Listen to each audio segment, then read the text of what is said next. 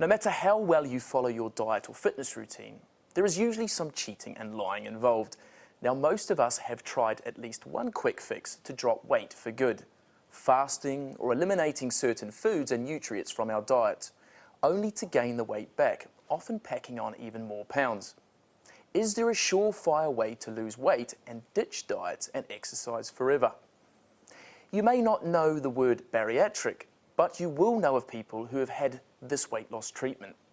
Remember when Fern Britton had a gastric band fitted and dramatically lost weight? Now that was down to her gastric band, a bariatric operation. Today I have with us Robert from National Slimming and Cosmetic Clinics and Andy Kemp from Gateway Health. Now if we start with you, Andy, with regards to, there's some great headlines which you've probably seen in the papers yourself. Britons are the fattest in Europe, and that was in the Mirror on the 27th of the 3rd in 2010. Other ones are obese patients fill up hospitals, obesity warning, and then another one was obesity understanding the UK epidemic, which was in The Guardian, and finally, a couple of years ago, Fat Britain. Do we have a problem with obesity in this country, do you think?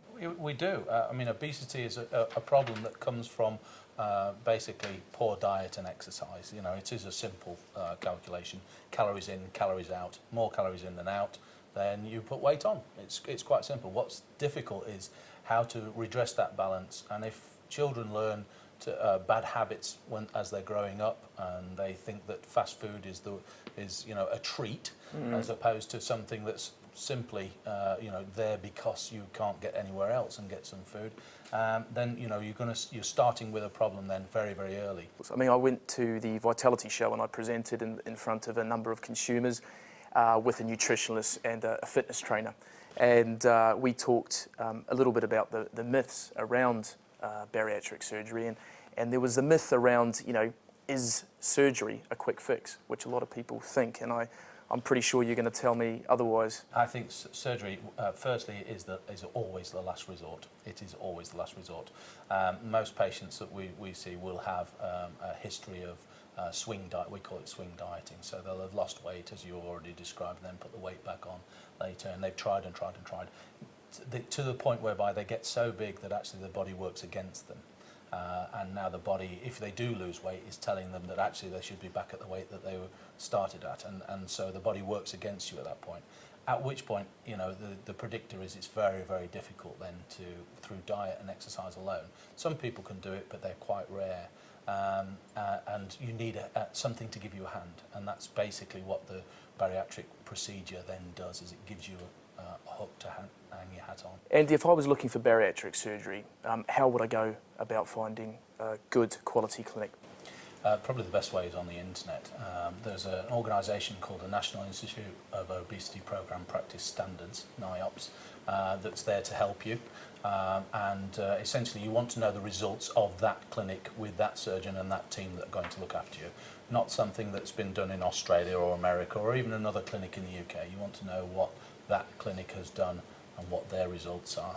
And that's probably the best way of doing it. If you want to find out any more information about this, go on to myfacemybody.com.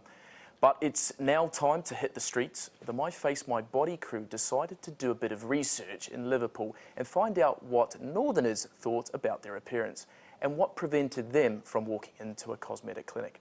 The things that have bothered me is like my height, and I'm a bit small, and probably my weight, just like keeping toned and in shape. I've got facial scars. I was burnt when I was a little girl, so the scars have always bothered me from being 4.5 years old. Aesthetically wise, I think my weight bothers me a little bit, and my feet. I think the barriers to coming into a clinic probably the cost of it, if people had the expense to do it. Yeah, I think cost would be quite an issue. To walk into a clinic, yeah. It is expensive, and you can't, on the NHS, I got mine done on the NHS, I didn't have to pay because mine was medical. But there are a lot of people who, even if it's not medical, it is their serious self-esteem, and it is really important.